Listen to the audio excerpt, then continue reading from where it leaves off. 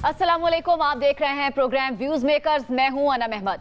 मुल्क में एक दिन इंतखाबात का मामला आगे बढ़ने का नाम नहीं ले रहा है। मुज़ाकरात हो चुके हैं, सुप्रीम कोर्ट में केस चल रहा है। आज भी इसकी तवील समाअत हुई है, जहां दोनों फरीकैन ने अपना खुलकर मौक़िफ़ पेश किया है। हुकूमत ने मुज़ाकरात की बात की है, जबकि तहरीक इंसाफ का मौक़िफ़ है कि हुकूमत संजीदा नहीं है। सुप्रीम कोर्ट अपने 14 मई के इलेक्शन के फैसले पर अमल दरामद करवाए। हमारा सवाल यह है कि इस अहम तरीन मामले पर हर दिन के साथ साथ बात संवर रही है या मजीद बिगड़ रही है। इस पर बात करने के लिए जो हमारे साथ तज्जियाकार मौजूद हैं, मैं आपको तारुफ करवा देती हूँ। ब्रिगेडियर रिटायर्ड हारिस नवाज साहब, मुबशिर बुखारी साहब, मुजम्मिल सोहरवर्दी साहब और असद महमूद साहब ने ज्वाइन किया है। सबसे पहले ब्रिगेडियर साहब, मैं आपकी जानिब आऊंगी। एक तरफ हुकूमत का मौक़िफ़ है, वो कह रहे हैं कि मुज़ाकरात हो रहे हैं, बात आगे बढ़ रही है, लेकिन अब तहरीक इंसाफ ये कह रही है कि हुकूमत का संजीदगी नहीं है, हुकूमत इस मामले पर संजीदा नहीं है और सुप्रीम कोर्ट जो है वो 14 मई के इलेक्शन वाले मामले पर दोबारा आए। देखिए ना, बात यह है कि गवर्नमेंट की एक रिस्पॉन्सिबिलिटी है, they have to behave more maturely.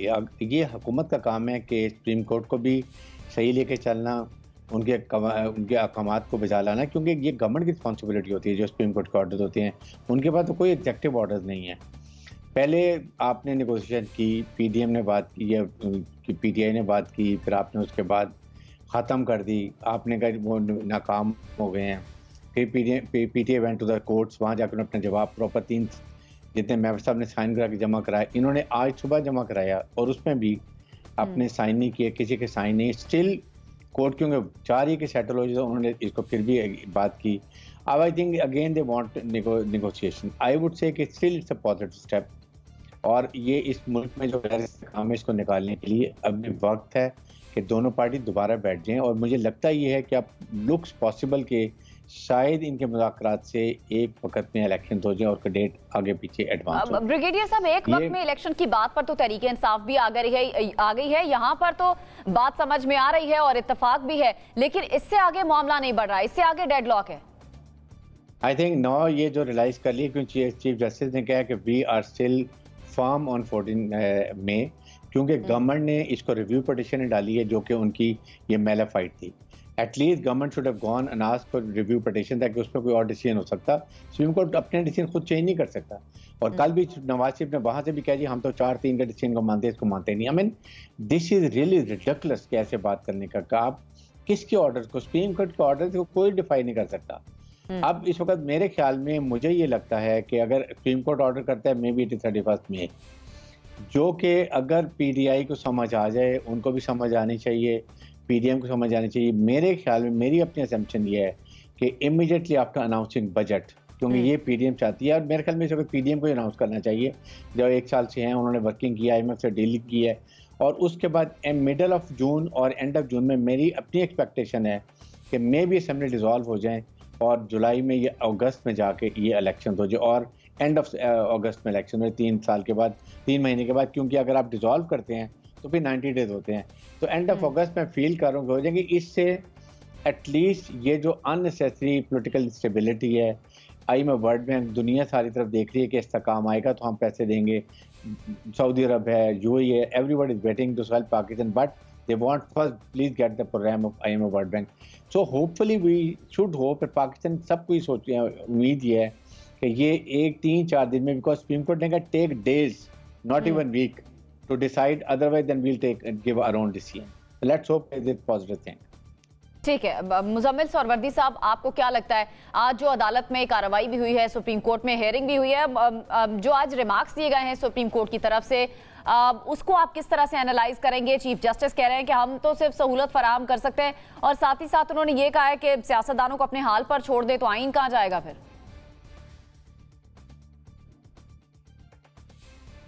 उनको सहूलतकारी करनी नहीं चाहिए। इस वक्त सुप्रीम कोर्ट से सबसे बड़ी गिलाई ये है कि वो सहूलतकारी कर रहे हैं। उनको किसने कहा है कि आप सहूलतकारी करें सियासी जमातों की? None of their job. उनका काम है आइन कानून के मुताबिक फैसले करना और उनको इम्प्लीमेंट करना। उनको क्यों उन्होंने एक शहरी की दरख्वास्त सुनी है कि मुल्क में एक दिन इंतखाबात होने चाहिए, और फिर क्यों सियासी जमातों को बार बार मुज़ाकरात का कह रहे हैं? उनका ये काम ही नहीं है, और जब वो ये काम करेंगे तो फिर वो सियासी फरीक बन जाएंगे। तो उनका काम सियासी जमातों में मुज़ाकरात की सहूलतकारी करना नहीं है। उन्हें आईने पाकिस्तान ने उन्होंने हलफ लिया है सियासत से दूर रहने का। It is none of their job के सियासी जमातें आपस में मुज़ाकरात करती हैं, एक डेट पर मुत्तफिक होती हैं, नहीं होती हैं, उनका नहीं ये काम है। वो क्यों सुनकर सियासतदानों को बुलाकर सुनते हैं और ये कहते हैं कि मुज़ाकरात कर लें, फिर 4-4 दिन ऑर्डर नहीं जारी करते हैं, फिर जब मुज़ाकरात नाकाम हो जाते हैं तो एक ऑर्डर जारी कर देते हैं, अगर वो कामयाब हो जाते तो एक और ऑर्डर जारी कर देते, 6-6 दिन ऑर्डर को होल्ड करके रखते हैं। ये उनका काम नहीं है, ये उनकी फेयरनेस जारी नहीं करता। उनका काम है मुल्क में आइन और कानून के मुताबिक फैसले करना, इंसाफ के मुताबिक, और सियासी बुनियादों पर केसेस को नहीं सुनना।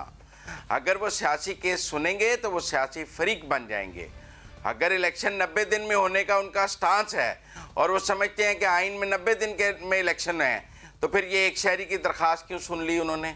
आइन में तो कहीं नहीं लिखा कि सारे मुल्क में यकसा इंतखाबात हों।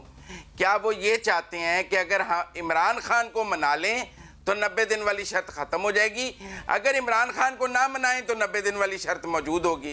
तो फिर मेरा मतलब सुप्रीम कोर्ट तो ये कह रहा है कि इमरान खान का अंगूठा लगवा लें तो मैं आपको रियायत दे देता हूँ। अगर आप इमरान खान का अंगूठा नहीं लगवा के लाएंगे, हुकूमत भी लचक दिखाने को तैयार तो नहीं है।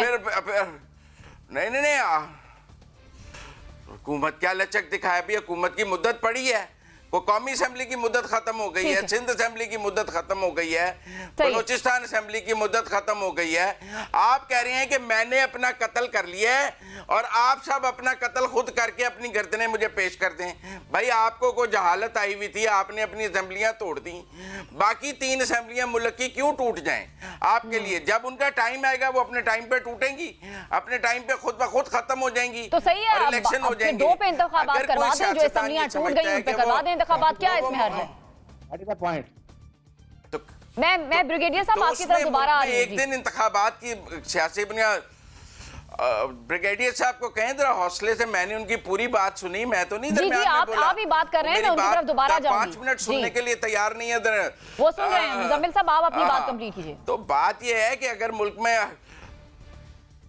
मुल्क में एक दिन इंतखाबात होने की अहमियत है तो सुप्रीम कोर्ट ने सुना। तहरीक इंसाफ भी कहती है कि एक दिन इंतखाबात होने चाहिए। फिर जिद क्या है? जब 3 बाकी असेंबलियों की मुद्दत पूरी होगी, एक दिन इंतखाबात हो जाएंगे। जिसने अपनी असेंबलियां पहले तोड़ी हैं, इट शुड फेस कोर्ट, ताकि आइंदा किसी को ये जुर्रत ना हो सके कि वो इस मुल्क में असेंबलियां तोड़ने का खेल कर सके। आपका पॉइंट आ गया, ब्रिगेडियर साहब मैं आपकी जानिब भी आऊंगी। पहले मैं बाकी मेहमानों से जरा पॉइंट ऑफ व्यू ले लूं इस पर। असद महमूद साहब, आप क्या कहना चाहेंगे? आज जो अदालती कार्रवाई हुई है सुप्रीम कोर्ट में, जो चीफ जस्टिस के रिमार्क्स थे, उस पर क्या कहेंगे? बिस्मिल्लाहिर्रहमानिर्रहीम। अनम, मैं समझता हूँ कि इस वक्त अगर पूरे मुल्क की सिचुएशन को और साथ ही तमाम मुल्क के इदारों को अगर आप देखें तो मेरा ख्याल है पीडीएम को और स्पेशली जो फेडरल गवर्नमेंट है उनको बिल्कुल मुबारकबाद देनी चाहिए कि मुल्क के अंदर इस वक्त जो अफरा तफरी का आलम है, जो इदारों की बेतौकीरी का आलम है, और जो इस वक्त जो सिचुएशन आप देखते हैं, आइन तो प्रैक्टिकली कहने को तो है जी कि मौजूद है, बट एक्चुअली देखें कि उसको इम्प्लीमेंट होना चाहिए। आइन के अंदर जो कुछ लिखा है उसके ऊपर चलना चाहिए। तो इसके ऊपर टू बी वेरी ऑनेस्ट बिल्कुल ये हुकूमत काम करते नज़र नहीं आ रही। और एक्चुअली आप ये देखें कि इन्होंने क्या किया, 1997 के अंदर भी इन्होंने सुप्रीम कोर्ट पे यही नून लीग हमला आवर हुई थी। इस वक्त भी आप देखें कि हल्के हल्के ये इन्होंने उस सुप्रीम कोर्ट के अंदर दरार डाली, ये आपस में डिफरेंसेस को उन्होंने क्रिएट किया, जजेस को एक लिहाज से एक दूसरे से अलहदा किया। दिस समथिंग वेरी इंपॉर्टेंट मेरा ख्याल है जी, जिसको हमें डिस्कस करना चाहिए। एंड आफ्टर दैट जब देखा जी कि हाँ अब उनके अंदर वो इख्तलाफ आ गया, दरार आ गई है, और पूरी कुव्वत से ये सारी की सारी पीडीएम जब हमलावर किसके ऊपर हुई, सुप्रीम कोर्ट के ऊपर। आप इमेजिन करें what to talk of supreme court. एक छोटे, अगर मैं समझता हूँ कि सिविल जज, सीनियर सिविल जज, उनके बारे में भी बात करते हुए ना लोगों की टांगें कांपा करती थी इस मुल्क के अंदर कि नहीं कुछ हो ना जाए। और आप इमेजिन करें, लेकिन अब रिवायत बन गई है जी। अब तो ऐसा we have the cheeks, we have the guts कि हमने कहा जी हमने सबको फतह कर लिया था, अब सिर्फ सुप्रीम कोर्ट रह गया था या हाई कोर्ट रह गए थे, हमने उनको भी एक लिहाज से किसी तरीके से लिटा देना है। And this discredit goes to the PDM and nobody else. मैं आपसे बताऊं कि जी मुझे क्यों निकाला, वो सारे कुछ भूले तो नहीं हैं। और उसके अंदर मैं समझता हूँ कि जहाँ पीडीएम को डिसक्रेडिट जाता है तो हमारी जुडिशरी के भी जब आप डिसीजन लेते हैं और वो जिसको कहते हैं नॉन कंक्लूसिव डिसीजंस, उसको इम्प्लीमेंट नहीं होती, उसका एग्जीक्यूशन नहीं होता, और एग्जीक्यूशन ना हो तो उसके ऊपर जब अमल नहीं होता तो फिर ये सिचुएशन होती है जो इस वक्त आप पूरे मुल्क के अंदर देख रहे हैं। यानी आप इमेजिन करें, हम सुप्रीम कोर्ट के चीफ जस्टिस को, उनके बेंच को हम ऐसे डिस्कस करते हैं जैसे गली मोहल्ले के अंदर हम किसी को बैठे हुए डिस्कस कर रहे हैं, and no one bothers about it. और अगेन आई वुड से कि यस, ये सारी चीजें भी ना, it happened because of the judiciary के उनके जिस तरह के डिसीजंस थे। यानी आप इमेजिन करें, जुडिशरी किसी भी सूरत के अंदर हो, इट इज कंसीडर्ड कि इट इज अबव पॉलिटिक्स या हर चीज से, सिर्फ उन्होंने आइन के ऊपर, कानून के ऊपर अमल दरामद करना है। और आज जो हम मुल्क के अंदर इस वक्त अफरा तफरी, इकॉनमी की जो सिचुएशन और आम लोगों की सिचुएशन भी देखते हैं, मैं समझता हूं कि पूरे मुल्क के अंदर सिर्फ एक इदारा जुडिशरी का ऐसा था, पूरा मुल्क इनकी तरफ देखता था कि नहीं मुझे कोई प्रॉब्लम होगी, I will go to our judiciary और वहां मुझे रिलीफ मिलेगा। और सी हमने अपनी जुडिशरी को किस हाल में लेकर आ गए। सही है, आपका पॉइंट आ गया। मुबश्शिर बुखारी साहब, आप क्या समझते हैं? अदालत कह रही है कि हम तो सिर्फ सहूलत फराहम कर सकते हैं और हम अपना फर्ज अदा करना चाहते हैं। आपको लगता है ये मुज़ाकरात कहीं जाते हुए नजर आ रहे हैं, इसमें से कुछ निकलेगा? देखिए, मेरे लिए ये तो बड़ा पॉजिटिव साइन है, क्योंकि पीटीआई वो जमात थी जो इनके साथ बैठने को तैयार नहीं थी। तो मैं तो हमेशा डायलॉग का बहुत बड़ा स्ट्रॉन्ग सपोर्टर रहा हूं। तो मेरे लिए तो बहुत पॉजिटिव साइन है कि चलिए डेडलॉक ही सही, चलिए किसी नतीजे पे नहीं पहुंचे, लेकिन कम से कम नेगोशिएशन टेबल तक तो आए, और जब भी डायलॉग होता है उससे आगे रास्ते खुलते हैं। तो मेरे लिए ये एक पॉजिटिव साइन है। पीडीएम जो कि पहले अपने स्टैंड पे खड़ी थी कि जी हम अक्टूबर में देखेंगे, इलेक्शन करवाएंगे, वो भी आ गई है कि ठीक है हम इसको डिस्कस कर लेते हैं। और पॉलिटिकल पार्टीज का यही वतीरा होना चाहिए। जो आप मैं ना मानू वाली रट लगा के बैठते हैं, वो पॉलिटिक्स में नहीं चलती। अल्टीमेटली क्या हुआ, आप 2013 से ऑनवर्ड देखिए 2022 तक, और उसके बाद नो कॉन्फिडेंस के बाद तक पीटीआई के रहनुमा जो हैं वो इसी बात पे जोर देते रहे कि हम इनके साथ नहीं बैठेंगे, हम इनके साथ नहीं बैठेंगे। लेकिन आखिरकार क्या हुआ, लेकिन अभी पीडीएम के अंदर से भी आवाजें उठी हैं, मुखालिफत हुई है कि इमरान खान के साथ मुज़ाकरात नहीं होने चाहिए। जी बिल्कुल, लेकिन हो रहे हैं ना, उनकी पार्टी के साथ हो रहे हैं। और वो जो आवाजें उठ रही हैं उनके बारे में भी मैं यही कहता हूं कि वो उनको भी फ्लेक्सिबिलिटी शो करनी चाहिए, क्योंकि पॉलिटिक्स जो है इसमें कोई भी मुस्तकिल दुश्मन और कोई भी मुस्तकिल दोस्त नहीं होता।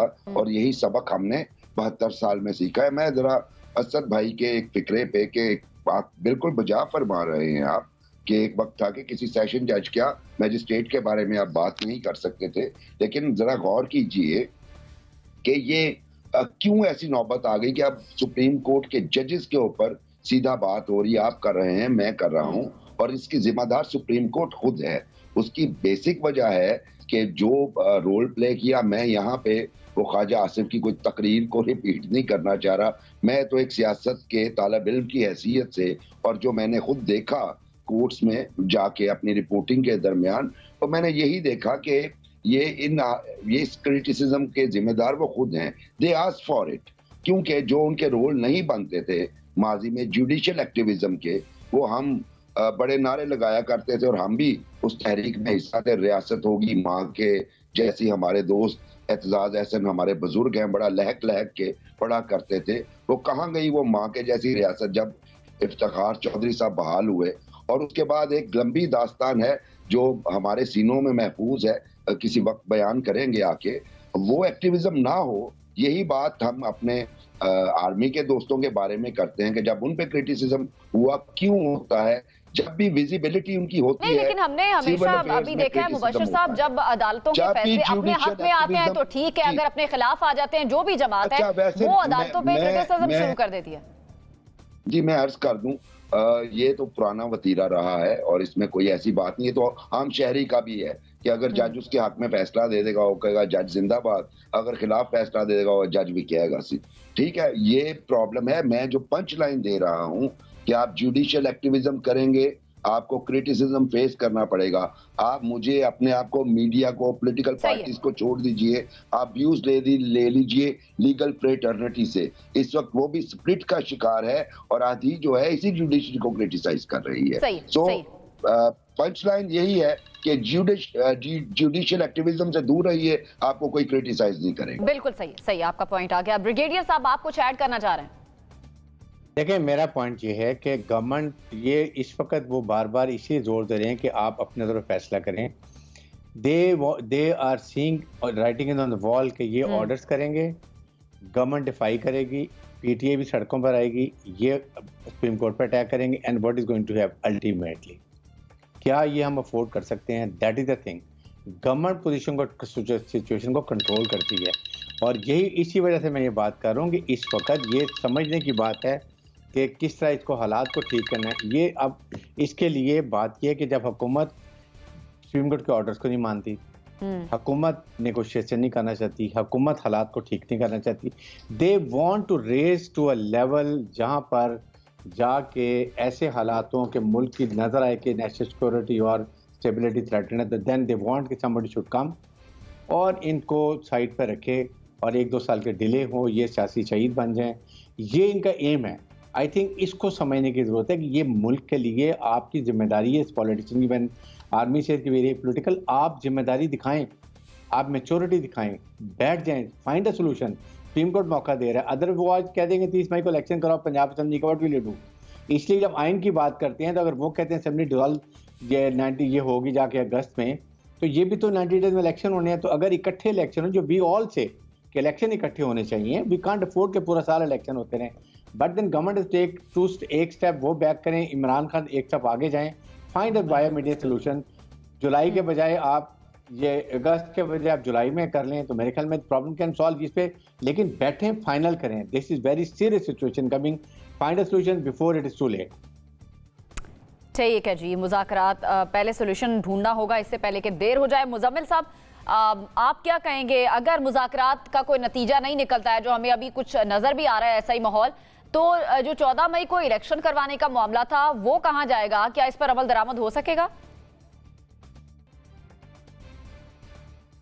मेरा नहीं ख्याल अमल हो सकता है। पैसे दिए ही नहीं गए, पार्लियामेंट ने पैसे नहीं दिए, सुप्रीम कोर्ट पूरी पार्लियामेंट को तौहीन अदालत लगा के नाअहल कर दे।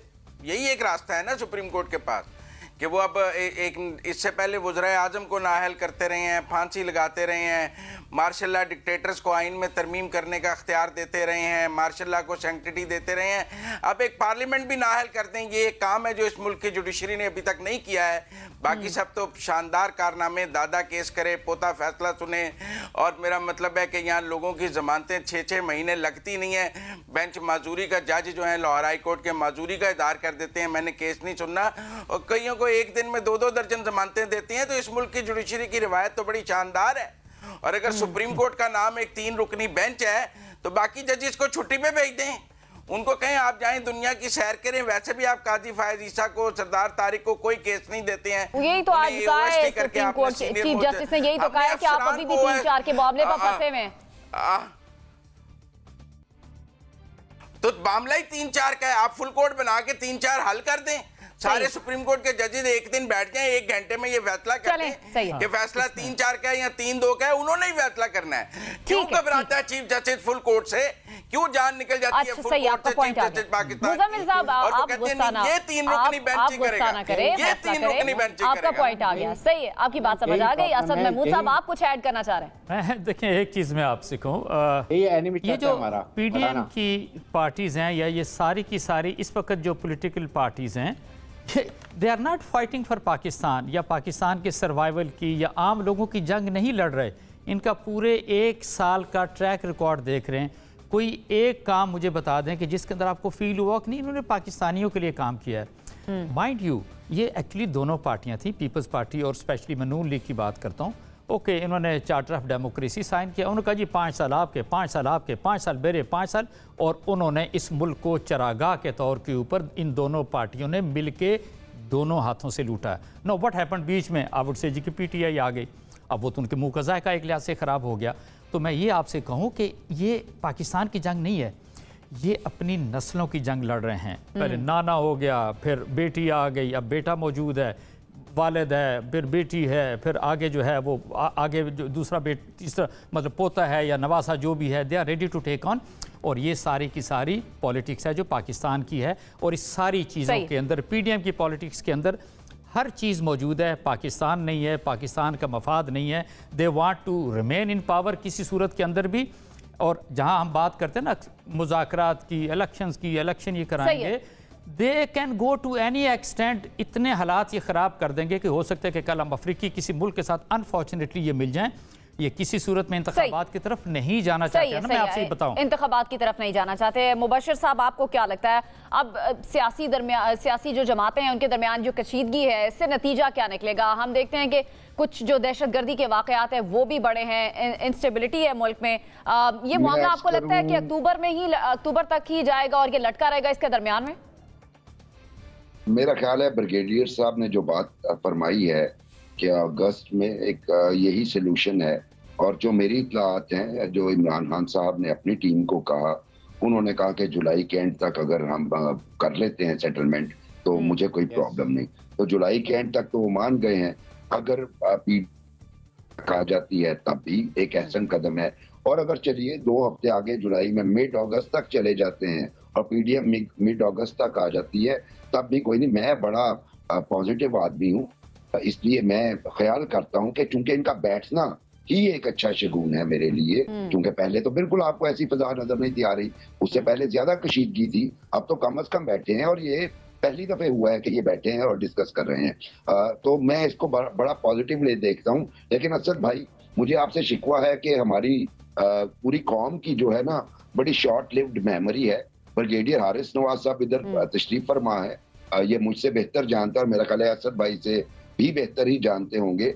जिन पार्टीज की आप बात कर रहे हैं उन्होंने इस मुल्क को काफी कुछ दिया है। जिस नाना की आपने बात की, न्यूक्लियर प्रोग्राम दे गया, उसकी वालिदा आपके मिसाइल टेक्नोलॉजी दे गई, और उसके बाद कॉन्स्टिट्यूशन दे गए।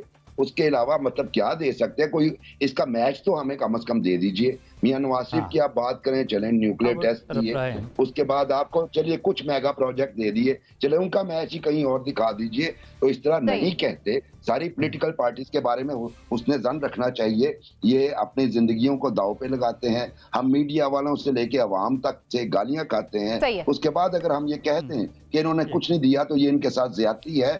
आप सिर्फ उनसे पूछिए जो बहुत कुछ ले गए हैं लेकिन कुछ नहीं दिया मुल्क को। ठीक है असद साहब, आप कुछ ऐड करना चाह रहे हैं? जरा जल्दी से। मुबशिर साहब को सर्टनली मैं पर्सनली भी जानता हूं, बिल्कुल हम मिलते भी रहे, मुझे बड़ा अच्छा लगा। मैं शायद सबसे ज़्यादा ऑप्टिमिस्टिक आदमी हूँ, बट जब मैं 15 साल से, मैं ज़्यादा दूर नहीं जाता, 15 साल से पीपल्स पार्टी को मैं सिंध के अंदर देखता हूँ। आप उठ से कि बिला शिरकत गैर वो पूरे सिंध की आप कह सकते हैं कि मालिक हैं, और इन 15 सालों के अंदर जो कुछ उन्होंने सिंध के साथ किया, मेरा ख्याल है वो खुद आके बता दें तो ज़्यादा बेहतर है। टू बी वेरी ऑनेस्टली लगता है बड़ा अच्छा है। आज बिजली का यूनिट मुबशिर भाई हम 35-40 रुपए पर यूनिट ले रहे हैं। इलेक्शन हो जाए, आवाम फैसला सुना दे, ना लेके आए उसी जमात को जो नहीं कुछ कर पा रहे। सही, आपका पॉइंट आ गया। मुजम्मिल साहब, आप कुछ कहना चाह रहे हैं? असल में ना असद साहब जो है ना बड़े सेंट्रिक हो गए हैं। 10 साल केपी के तो नहीं सुनाते कि 800 अरब का कर्जा केपी के ऊपर छोड़ के चली गई है पीटीआई की हुकूमत। एक सूबा जो सरप्लस में था, जिसके ऊपर कर्जा कोई नहीं था, उस पर 800 अरब का कर्जा चढ़ा के चले गए हैं। उसके 50 लाख बच्चे जो हैं वो आज भी स्कूलों में नहीं हैं। वहाँ के लोग आज भी इलाज कराने के लिए अटक और पिंडी के अस्पतालों में आते हैं। ये नहीं बताते ये हमें कि वहाँ आज भी लॉ एंड ऑर्डर का कितना बड़ा मसला है। 10 साल ये हुकूमत करके गए हैं। वो बताएं ना, केपी में जो सोने के पहाड़ और जो दूध की नहरें पीटीआई बहा गई है और 15 साल में पीपल पार्टी सिंध में नहीं बहा सकी, इसका कंपैरेटिव एनालिसिस कर लें। आप यहाँ बैठ के एक जमात का मौकफ और 3 जमातों को गालियां निकालने आते हैं, रोज करके चले जाते हैं। This is something very personal, उनका अपना व्यू पॉइंट हो सकता है। मैं वो देखता हूं जो कि पाकिस्तान में मुझे नजर आ रहा है। पॉइंट आ गया। आप लोग अपनी अपनी बात करें, अपना अपना पॉइंट ऑफ व्यू दें, सबकी पॉइंट ऑफ व्यू की रिस्पेक्ट की जाएगी। ठीक है जी, मुझे ब्रेक की तरफ बढ़ना है। ब्रेक से जब वापस आएंगे इस पर मजीद बात करेंगे।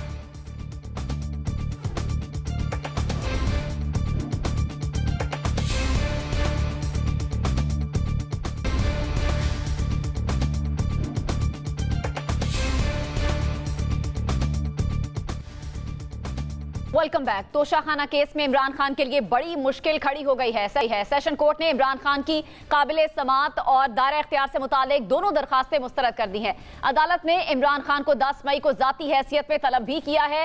इस पेशी पर साबिक वजीर आजम पर फर्द जुर्म आयद होगी। हमारा सवाल यह है कि क्या इमरान खान की पार्लिमानी सियासत खतरात से दो चार हो चुकी है? मुजम्मिल सोहरवर्दी साहब, क्या समझते हैं आप? मेरे ख्याल में वो एक तो 10 मई को पेश नहीं होंगे, वो अपने वारंट निकलवा लेंगे, कुछ भी कर लेंगे, इस ऑर्डर को हाई कोर्ट चैलेंज कर लेंगे, सुप्रीम कोर्ट तक ले जाएंगे, लेकिन वो 10 मई को अपने ऊपर फर्द जुर्म आयद नहीं होने देंगे। अच्छा। और अभी उनके पास काफ़ी लीगल रास्ते मौजूद हैं इस फर्द जुर्म को अवॉइड करने के लिए। तो एक तो मैं ये समझता हूँ कि वो अभी अब उनके पास लीगल अपॉर्चुनिटीज़ मौजूद हैं, वो इसी ऑर्डर को इस्लामाबाद हाई कोर्ट में चैलेंज करेंगे, वहाँ 1-2 माह गुजर जाएंगे, फिर उसके बाद इसको सुप्रीम कोर्ट ले जाएंगे, फिर वहाँ से वापस नीचे आएगा। तो आई थिंक उनको टाइम बाय करने का भी उनके पास मौका है। ये 10 मई को फाइनल डेट नहीं है फर्द जुर्म आयद होने की, तो उनके पास काफ़ी लीगल अपॉर्चुनिटीज़ मौजूद हैं। तोशाखाना एक यूनिक केस है पाकिस्तान की हिस्ट्री में। हमारे यहाँ सारे वज़राए आज़म ने, चाहे वो सरबराह मुमलिकत, चाहे वो फ़ौजी हों, चाहे गैर फ़ौजी हों, चाहे जुडिशल हों, चाहे सिविल हों, सब ने ही तोशाखाना से तहाइफ लिए हैं। लेकिन उन तहाइफ से कारोबार सिर्फ इमरान खान साहब ने किया है कि उनकी ख़रीदो फ़रोख्त का जो काम है, उनसे पैसे बनाने का जो काम है, वो सिर्फ इमरान खान साहब ने किया है कि 20% पे ख़रीद के 100% पर बेचने का जो काम है। देखें, एक सरबराह मुमलिकत ने आपको तोहफ़ा दिया है, आप उसे रख लें सोविनियर के तौर पे कि मेरे घर में ये रहेगा कि मुझे एक सरबराह मुमलिकत ने ये दिया था। आप वो जाके किसी को बेच दें और वो उसके बाद कहे कि जो फ़लाँ सरबराह मुमलिकत ने फ़लाँ सरबराह मुमलिकत को तोहफ़ा दिया था वो अब मेरे पास है ना। तो ये तस्हीक की बात है पाकिस्तान की। वैसे तो हमें समझाया जाता है कि इमरान खान को पैसों की कोई ज़रूरत नहीं है, वो पैसों से मुबर्रा हैं, अल्लाह की शान है कि उन्हें अल्लाह ने सब कुछ दिया हुआ है। मुझे ये समझ नहीं आई ये घड़ियों और हीरों का कारोबार उनको करने की क्या ज़रूरत पेश आ गई कि 20% पे ख़रीद के 100% पे बेच दें। वो घड़ियाँ रख भी सकते थे, बेच के उन्होंने क्या हासिल कर लिया है? मुझे तो समझ नहीं आई पाकिस्तान की बदनामी के अलावा। It's a very unique case. और फिर ये मिस एसेट ऑफ डिक्लेरेशन भी है। जब उन्होंने तहाइफ खरीदे तो उनके अकाउंट में वो पैसे मौजूद नहीं थे जो थे, वो बताते नहीं है कि किस अकाउंट से उन्होंने पैसे देकर ये तहाइफ खरीदे हैं, और फिर ये भी नहीं बताते कि बेच कर किस अकाउंट में पैसे आए हैं। मेरा मतलब है अगर फर्क होगी किसी जहाज पर ले आई हैं और ले गए हैं, तो it's a very unique case Pakistan की हिस्ट्री में। ऐसा फ्रॉड किसी सरबराह मुमलिकत ने नहीं किया। सही है। असद महमूद साहब, आप क्या समझते हैं, फर्द जुर्म आयद हो सकेगी इमरान खान पर? और आप इस केस को अगर देखें तो आपको इसका रिजल्ट क्या नजर आता है? इस केस में से निकलेगा क्या? देखिए ना, जिन लोगों पे साल साल फर्द जुर्म आयद नहीं होती रही कि जी वो जो पेपर हैं वो पढ़े नहीं जा रहे, वकीलों के बहाने होते थे, और मतलब वो किसकी थी? मनी लॉन्ड्रिंग की बेसिकली फर्द जुर्म थी। और ऑल ऑफ अ सडन सारा कुछ साइड पे करके today he is the prime minister of this country. तो एक तो इर्रेस्पेक्टिव जो भी आप कह लें, मैं फील करता हूँ कि घड़ियों का, हीरों का सारा जो कुछ भी है, मेरा ख्याल है ये बिल्कुल इससे कोई बरिज़िम्मा करार नहीं दिया जा सकता, और ना इसकी कोई आप तौजी पेश की जा सकती है, ना इसको सपोर्ट किया जा सकता है। बट जब ये फील करते हैं आप कि जब इससे याद होगा आपको, मंसूर अली ख़ान ने जब इंटरव्यू किया था मरियम सफदर का, और वो जो जीप थी इसकी BMW की या कार थी, और उसके ऊपर जो कुछ हुआ, जिस तरीके से किस किस के पेपर्स के अंदर वो सामने आती गई, तो वो भी मेरा ख्याल है इसी नौयत का ये एक लिहाज से केस है। बट होता ये है कि नॉर्मली जो भी हुकूमत वक्त होती है, सिलेक्टिव टारगेटिंग की तरफ एक लिहाज से जाते हैं। नेचुरली उन्होंने इलेक्शन कमीशन को साथ मिलाया, चीज़ें एक लिहाज से चल रही हैं। But I would simply say कि जिस तरीके से ओके इससे पहले PDM के लोग करते रहें, मैं फील करता हूँ कि इमरान खान के पास भी बिल्कुल मेरा ख्याल है, I tend to agree with Muzammil Suhrawardy साहब कि हाँ, he has lot money options. तो भाई क्यों चले जाएंगे वो 10 तारीख को? और ये तो नहीं हो सकता ना कि उनकी अदम मौजूदगी में आप ये कहें कि फर्द जुर्म एक लिहाज से आयद हो जाएगी। तो he too has got lot money options, let's see. लेकिन एक चीज़ मैं कहूँ कि हाँ, इन सारी चीज़ों को कोई किसी एंगल पे जाके अकाउंट फार तो हमें करना चाहिए ना। अब लाहौर हाई कोर्ट का जो बेंच है वो they are trying their level best कि जी 85 ऑनवर्ड जो कुछ भी है वो सारे के सारा, ये इवन 1947 ऑनवर्ड जो तोशाखाना में जितने भी ताइफ आए हैं, तो पता चला जी कि नहीं, उनके पास तो रिकॉर्ड ही कोई नहीं है। सो अब होगा ये कि जब तक जो इसके जिम्मेदार थे, स्पेशली जो इस रिकॉर्ड को मेंटेन करने के, जब तक उनको घरों से बुला के उनको सजाएं आप नहीं देंगे, क्योंकि इस मुल्क में सजा और जजा का तस्वुर तो एक सजा और जजा का निज़ाम होना ज़रूरी है। मुबश्शिर बुखारी साहब, आपका क्या पॉइंट ऑफ व्यू? आपको लगता है कि ये केस ऐसा है जिसमें इमरान खान फंस सकते हैं या नायली की तरफ ये जा सकता है मामला? जी देखिए, ये केस मुश्किल जरूर है अपनी नौयत की वजह से इमरान खान साहब के लिए। 3 केसेस जो हैं, फंडिंग केस, टिरियन केस और तोशाखाना केस, ये इमरान खान साहब के लिए खतरनाक साबित हो सकते हैं, लेकिन फिल फॉर इमीडिएट थ्रेट मुझे भी नजर नहीं आता बिल्कुल, क्योंकि जब तक वो खुद प्रेजेंट नहीं होंगे, पर्दे जुर्मायत नहीं होगी और वो खुद जाएंगे नहीं, ये बात तो लिखी पड़ी है। लेकिन मेरे जहन में सिर्फ एक छोटी सी थॉट हमेशा रही कि इतनी बड़ी कंट्रोवर्सी है तोशाखाना और हर 2-3 साल बाद एक गलगला मच जाता है, फिर पता चलता है फलाने हार ले लिया, फलाने BMW ले ली, फलाने घड़ी ले ली। ठीक है, क्यों ना ये जो PDM की हुकूमत है और या आने वाली हुकूमत एक कंसेंसस लेजिस्लेशन करे कि आइंदा से तोशाखाना में जो भी गिफ्ट आए उसे बिल्कुल पब्लिक ऑक्शन के लिए रख लिया जाए और उसकी जो मैक्सिमम कीमत हो वो अदा करके ले जाए वो बंदा, ठीक है, ताकि उसका नेशनल एक्सचेकर को फायदा हो। क्योंकि अगर वो वहां भी पड़े रहेंगे या उनके घरों में भी पड़े रहेंगे, जवाब में जो वो तोहफे देते हैं मुमलिकत को या प्राइम मिनिस्टर्स को, वो तो टैक्स पेयर की मनी से जाते हैं, तो जो तोहफे आते हैं वो भी टैक्स पेयर के लिए उन्हें भी मुख्तस होना चाहिए। तो क्यों ना उन्हें बेच के अवामी वेलफेयर के काम किया जाए। इसके लिए लेजिस्लेशन बहुत जरूरी है और चूंकि हम बात कर रहे हैं, हो सकता है तरीकों से मुबश्शिर साहब क्या मुल्क की बदनामी होती है, आलमी सतह पर जगहसाई होती है जब इस तरह के मामला आते हैं हमारी सियासत में? जी यकीनी तौर पे और स्पेशली इमरान खान साहब वाले केस में तो मुझे अंदाजा है कि जिन अफराद ने दिया था उनमें से 1-2 ने जो जिस नागवारी का इजहार किया है वो भी हम तक पहुंचा है उनके बड़े क्लोज क्वार्टर्स के जरिए खसूसी की जानिब से। तो ये एहसास तो होता है, लेकिन मेरा ख्याल है वो खुश होंगे कि अगर उनके दिए गए तोहफे को बेच के अवाम की खिदमत की जाए, क्योंकि अवाम के टैक्स के पैसे से दूसरे मुल्कों के लोगों को तोहफे दिए जाते हैं। इस पे सोचना चाहिए और मेरा ख्याल है इस पे मुसलसल बात होती रहनी चाहिए कि ऐसी लेजिस्लेशन अशद जरूरी। सही है। ब्रिगेडियर साहब, आपका क्या पॉइंट ऑफ व्यू है? आपको इमरान खान के लिए कोई खतरा नजर आ रहा है? इस केस में नाहली की कोई तलवार लटकती हुई नजर आ रही है या आपको लगता है कि आसानी से निकल जाएंगे, इसमें है ही कुछ नहीं? नहीं, केस डिफिकल्ट है और इट विल बी का प्रॉब्लमेटिक, और यही हुकूमत की पूरी कोशिश है कि उनको किसी तरीके से सजा हो जाए और वो पॉलिटिक्स से बाहर हो जाए। लेकिन बात यह है कि मेरे ख्याल में, मेरी असेसमेंट में, अगर इमरान को सजा होती है और ये से नाहल हो जाते हैं, ये ज़्यादा प्रॉब्लमेटिक होगा। ज़्यादा लोग इनको विक्टिम कार्ड के तौर पे इनको ज़्यादा और सपोर्ट करेंगे। इवन PML के सपोर्टर्स जमान पाक में जो कुछ हुआ उसमें काफ़ी छोड़ के इनके साथ चले गए हैं, इसी तरह और ज़्यादा होगा। उधर नवाज शरीफ को लाने के लिए पूरी कोशिश 184(3) में यही तो झगड़ा कि क्यों रोज़ाना आज भी सुप्रीम कोर्ट में बिल पास किया गया है कि जी वो नजरसानी की अपील हो और उसके बाद जो भी कर लेते हैं सीनियर नंबर जजेस बन जाएं। पर्पज़ ये है कि एक को लाओ, एक को जो है वो नाहल कर दो। तो क्या एक म्यान में 2 तलवारें नहीं हो सकती? दोनों इन नहीं रह सकते एक वक्त में, एक को नाहल होना ही है। मैं तो ये कहता हूँ दोनों के लेवल प्लेइंग फील्ड करें। ये बात ही होगी जो आप कह रही हैं ना, यही बात होगी, दोनों तो यही होना चाहिए। आई डू एग्री, मैं ये समझता हूं, खुद भी कहता हूं, मैं भी यही कहता हूं कि बिल्कुल level playing field, Nawaz Sharif साहब भी आए, इमरान भी आए, पूरी इलेक्शन फुल हो, फेयर एंड फ्री हो, जिसको आवाम मैंडेट देते हैं वो आए। लेकिन बात ये कि इसके लिए भी एक बैलेंस करें। ये नहीं कि आप फॉरेन फंडिंग एक की आपने कर ली, दूसरों की आप नहीं कर रहे हैं, आपने ये इसके अंदर भी कर ली, तोशाखाना में जो बाकी रह रहे वो नहीं कर रहे हैं। So make a balance out of it. I think सियासत को अब हमें सियासत के तौर पर चलाना चाहिए।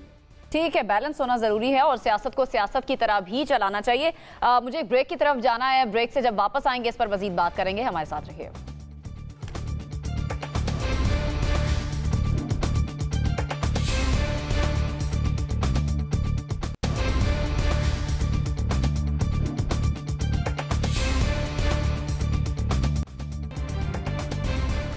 ब्रेक के बाद आपको कहेंगे खुशामदीद। सुप्रीम कोर्ट के फैसलों और अहकामात पर नजरसानी का बिल कौमी असम्बली के बाद सेनेट से भी अब मंजूर हो चुका है। नई कानून साजी के मुताबिक आर्टिकल 184(3) के तहत माजी में नाअहल होने वाले अब अपील भी कर सकते हैं। दरखास्त गुजार को अपनी मर्जी का वकील मुकर्रर करने का हक भी हासिल होगा। नजरसानी की दरखास्त फैसला सुनाने वाले बेंच से बड़ा बेंच सुनेगा। हमारा सवाल यह है कि क्या नवाज शरीफ की पार्लिमानी सियासत में वापसी का रास्ता निकाला जा रहा है? मुजम्मिल सोहरवर्दी साहब, क्या लगता है नवाज शरीफ की वापसी का रास्ता हमवार किया जा रहा है?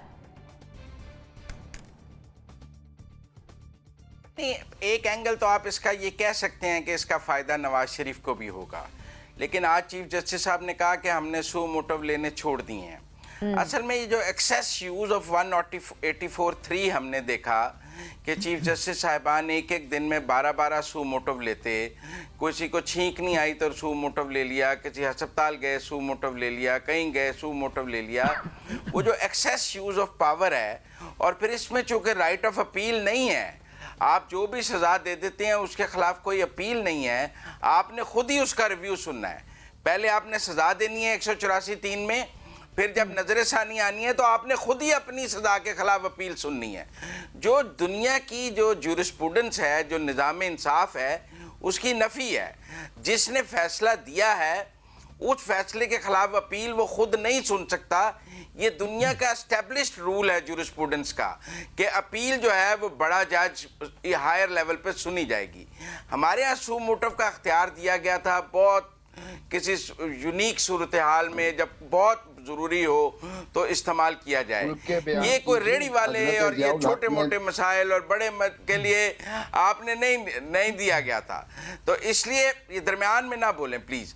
तो इसलिए मैं ये समझता हूँ कि अब अगर चीफ जस्टिस साहिबान ने इसको इस तरह इस्तेमाल करना है कि ये तनाज़े का शिकार हो गया है, तो राइट ऑफ अपील देने में क्या प्रॉब्लम है? वो भी तो सुप्रीम कोर्ट ने सुननी है, अपील भी तो सुप्रीम कोर्ट ने सुननी है।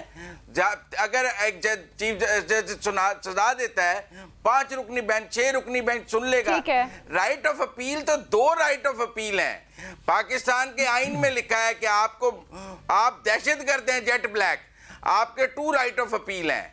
आपने चोरी की है, डकैती की है, आपने जितना मर्जी हीनियत क्राइम किया है, बिल्कुल सही, आपका पॉइंट आ गया। आपके 2 राइट ऑफ अपील, आपका पॉइंट आ गया। 184(3) में तो 1 राइट ऑफ अपील दिया गया। सही है, राइट ऑफ अपील की आप बात करें। असद महमूद साहब, इसी बात को मैं आगे बढ़ाऊं तो आपको क्या लगता है राइट ऑफ अपील देने में क्या कबाहत है, और आपको लगता है कि नवाज शरीफ की रास्ता उनका हमवार हो जाएगा इस बिल के पास होने से?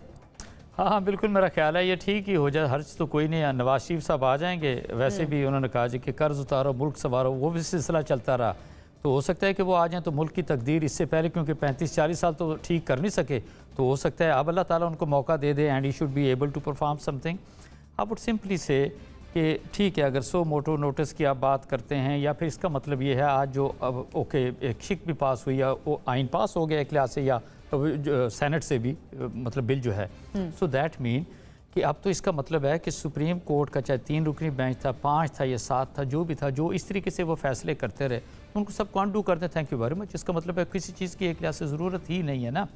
अगर आप ये फील करते हैं कि आपने नैब के कवानीन को, यानी कि 50 करोड़ का और अभी जो तरमीम लेकर आए और उसको 1985 से लागू कर दिया, तो इसका मतलब है कि इससे पहले जितने भी फैसले इस तरीके से सुप्रीम कोर्ट करता रहा उसको भी फिर वापस रिवर्स कर देना। जब इसको रिवर्स करते हैं तो फिर तो आप ये कह सकते हैं जी कि हाँ, नेशनल असम्बली की हैयत बदल जाती है, गवर्नमेंट जो है वो PDM से हट के again it go to PTI।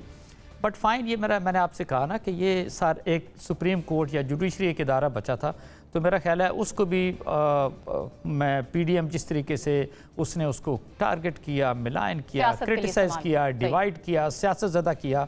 यहाँ पे बहुत सारे लोग कहते होंगे कि हाँ भी ठीक है, ये जो चीफ जस्टिस हैं इनको काउंटर करो, इनको टारगेट करो, विदाउट रियलाइजिंग इनको तो मे भी 2, 2.5, 3, 4 महीने होंगे।